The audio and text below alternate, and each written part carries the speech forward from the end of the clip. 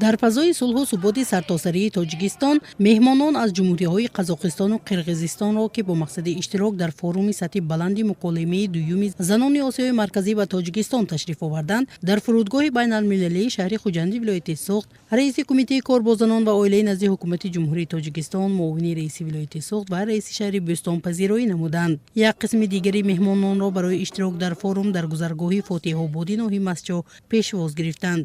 Форуми мазкур аз ҷониби кумитаи кор бо занон ва оилаи назди ҳукумати ҷумҳурии Тоҷикистон дар ҳамкорӣ бо вазорати корҳои хориҷӣ, вазорати молия, вазорати корҳои дохилӣ, бонки миллӣ, мақомоти иҷроии ҳокимияти давлатии вилояти Суғд ва ҳамоҳангӣ бо шарикони рушд роҳандозӣ гардид. чорабинии якуме ки аз ҷониби кумита дар доираи баргузории чорабиниҳои муколамаи занони Осиёи марказӣ доир гардид, бахшида ба соли ҳифзи пиряхҳо ва мавзӯи асосии онро саҳми занон дар ҳифзи пиряхҳо ташкил дод. Форуми имрӯзае ки бо аъзогии аъзоёни муколамаи занони Осиёи марказӣ бемуболиға иштироки фаъоли занонро дар рушд ва пешрафти иқтисоди рақамӣ ва иқтисоди сабз, яъне ки таъмин месозад ва ташкил ва баргузор намудани ин чорабиниҳо албатта аз як ҷиҳат агар таъмини иштироки фаъоли занон дар чорабиниҳои сатҳи ҷумҳуриявӣ ва байналмилалӣ бошад, аз ҷониби дигар як майдони фароғ барои табодули таҷриба, барои табодули афкор имконият медиҳад ки мо на фақат дар сатҳи ҷумҳурӣ, балки дар сатҳи байналмилалӣ, яъне ки аз минбарҳои баланди чӣ муколамаи занони Осиёи марказӣ ва чӣ дигар форуму симпозиумҳои байналмилалӣ мо метавонем ки аз илму ихтирооти худ дар ин соҳа сухан гӯем ва аз мавқеи баргузидаи худ дар ҷомеа дифоъ намоем. пеш аз оғози форуми минтақавии муколимаи дуюми занони Осиёи марказӣ таҳти унвони занон дар иқтисодиёти сабз ва рақамӣ, растаи ҳунармандон аз ҷониби муовини сарвазири ҷумҳурии Тоҷикистон Дилрабо Мансурӣ, раиси кумитаи кор бо занон ва оилаи назди ҳукумати ҷумҳурии Тоҷикистон Файзизода Бунавша ва меҳмонони чорабинӣ аз назар гузаронида шуд. Занону бонувон эҳёкунандаву нигаҳдоранда ва тарғибкунандаву посдорандаи беҳтарин суннату анъанаҳои миллӣ ва расму оинаҳои асилу бостонии халқамон мебошанд. Воқеан ҳам бо дастгириҳои президенти кишварамон муҳтарам Эмомалӣ Раҳмон зан мавқеи худро дар ҷомеа пайдо намуда тавонист нерӯи созандаи худро баҳри ободию пешрафти кишвари худ сарф намуда дар ҳама ҷабҳаҳои ватансозӣ дар баробари мардон содиқона ширкат варзад. Сегодня мы приехали на форум, второе заседание диалога женщин Центральной Азии под председательством Республики Таджикистан. И тема сегодняшнего форума – это женщины в цифровой и в зеленой экономике. Без объединения наших общих усилий продвижение вперед невозможно. А будущее Центральной Азии сегодня за зеленой экономикой. И мы обязательно должны направить все свои инвестиции на образование и на обучение цифровым навыкам наших девочек и женщин.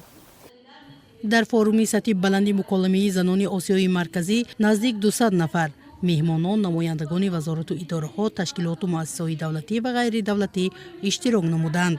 дар қисмати расмии чорабинӣ аз ҷониби муовини сарвазири ҷумҳурии Тоҷикистон Дилрабо Мансурӣ, вазири фарҳанги кишвар Матлубахон Сатториён, раиси кумитаи кор бо занон ва оилаи назди ҳукумати ҷумҳурии Тоҷикистон Файзизода Бунавша андешаҳо доир ба ташаббус ва дастгирии занон аз ҷониби ҳукумати ҷумҳурии Тоҷикистон шунида шуд.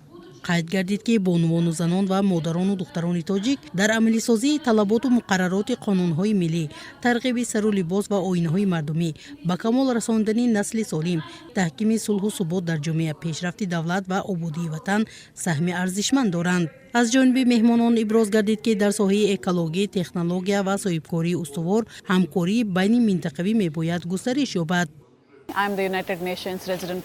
ман ҳамоҳангсози доимии Созмони Милали Муттаҳид дар Тоҷикистон мебошам. мо бояд итминон ҳосил кунем ки занон дар пешсафи рушди сабз ва рақамӣ дар Тоҷикистон қарор гиранд. барои ин тамоми кӯшишро равона кунем то нобаробарии рақамӣ ва молиявиро кам ва аз байн барем, то занон тавонанд тамоми иқтидори худро нишон диҳанд, на танҳо роҳбар бошанд, балки соҳибкор, тоҷир, сиёсатмадор ва дорои вазифаҳои баланд ҳам гарданд.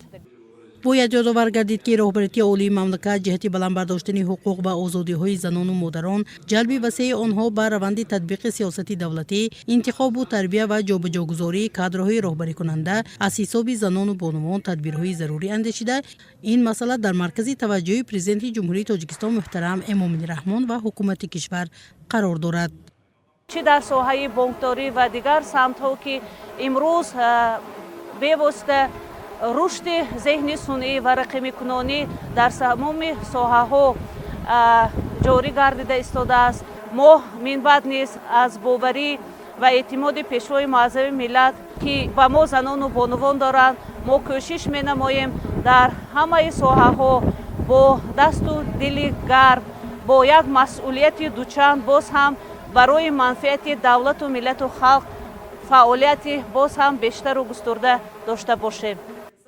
توانمندی زنان در رشد اقتصادیات سبز در آسیای مرکزی، صاحبکاری، راهبری در سمت اقلیم، کشاورزی استوار، اداره‌کنی ذخیره‌های طبیعی، رقمی‌کنانی و رشد ملکه‌های اقتصادی، دستگیری استارتاپ‌های آیتی زنان از موضوعهای اساسی چاره‌بینی بود.